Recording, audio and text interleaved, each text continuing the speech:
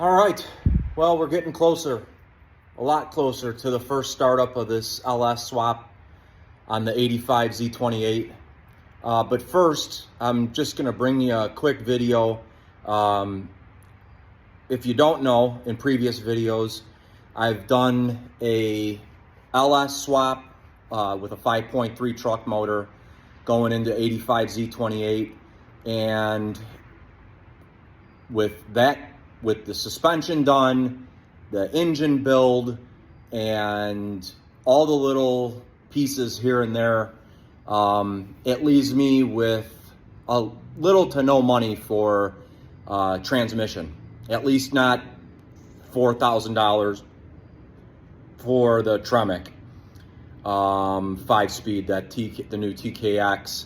I've looked for T56s and everything is so beat up for the money that people are asking. So that being said, I'm using the T5 that came in the car. And I know, it's a T5. But that's all I got. And I want to get this thing on the road for fall. And I want to get the bugs shaken out of it after its first start.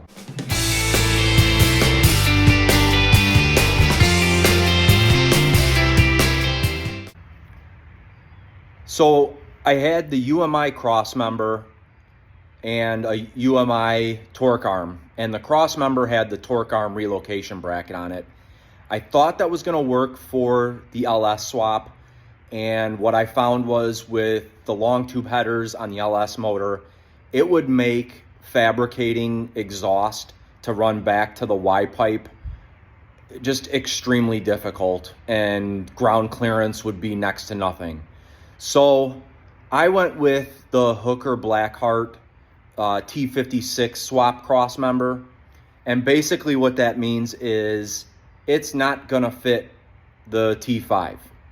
The T5 Crossmember mount, the area where it mounts, is a single bolt for that mount, and the Hooker Blackheart is a double mount, a double hole mount for the T56.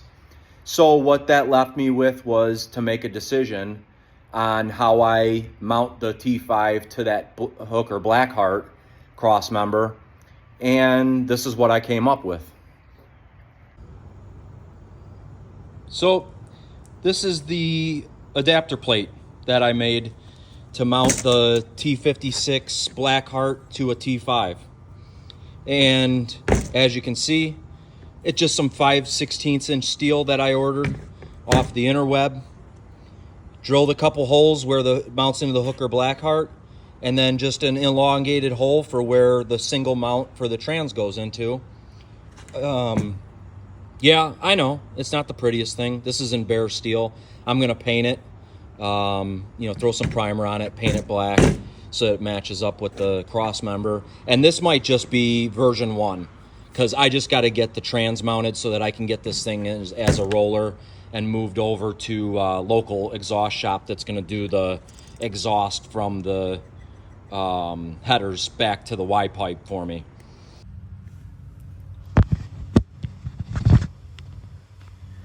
All right, well, I've had the adapter plate that I made cooking in the sun for a few minutes just to make sure everything's nice and dry and baked on there. I just used VHT, the engine paint, for the primer. That seems to work pretty well. Let's see here if we can get this sucker lined up. That's that.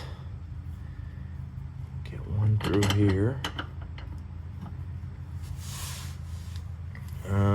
Washers.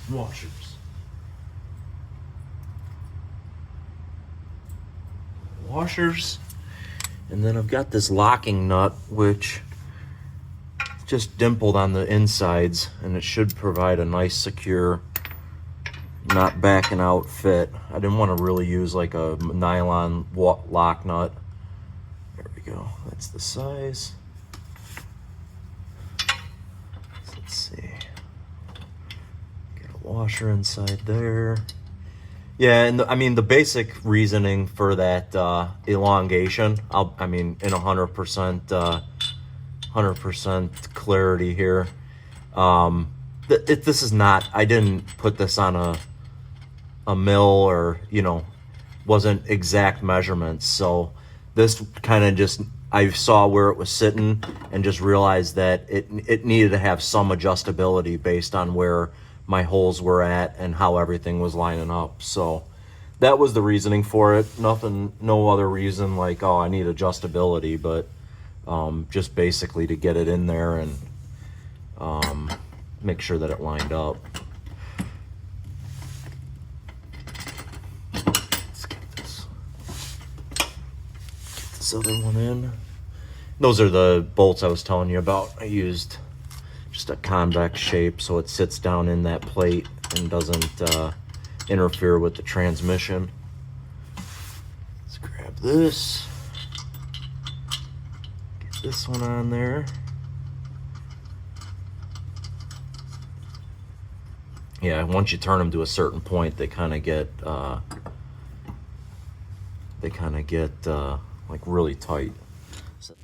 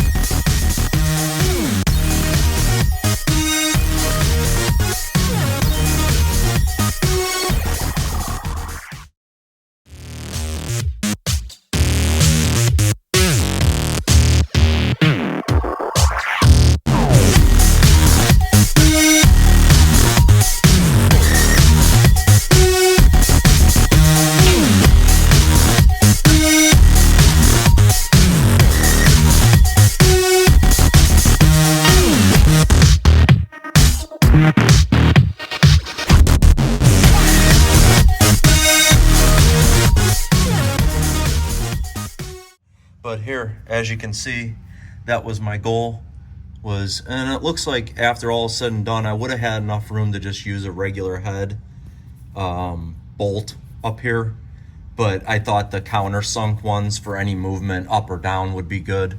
And there's the plate there. So that's how it worked out, folks. I mean, I think that's gonna do it.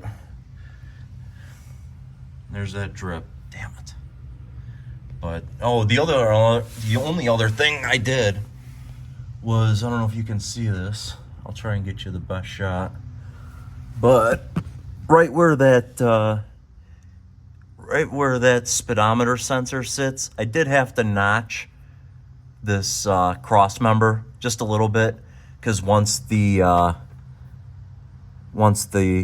connector goes in, you can see it's pretty tight quarters. I don't know if you could see that or not, but it wouldn't plug in. It was actually sitting like that. It was sitting crooked.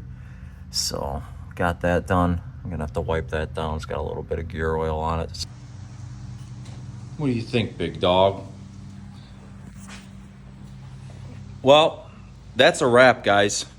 Hope that you enjoyed the video. Try not to make it too long, a lot of boring stuff. And when I'm doing the bolting on, I'm gonna try and do like a fast sequence where it zips through it, because I know that was probably a good like 10-15 minutes of just me adjusting bolts and try and get things set. So thanks for watching. I appreciate you subscribing. Anybody that's new to the channel, thank you very much. Anybody that's been with the channel for a little bit, I know we don't have a ton of subscribers, but I'd like to grow it, see where we can go with this thing. What's next? Got this transmission mounted now, so what's next is getting it loaded up, getting it over to the exhaust shop, getting those pipes done from the headers to the Y pipe, and we can go with first start. That'll be it. So stay tuned. Hope to have more for you soon, and get out there and do some wrenching.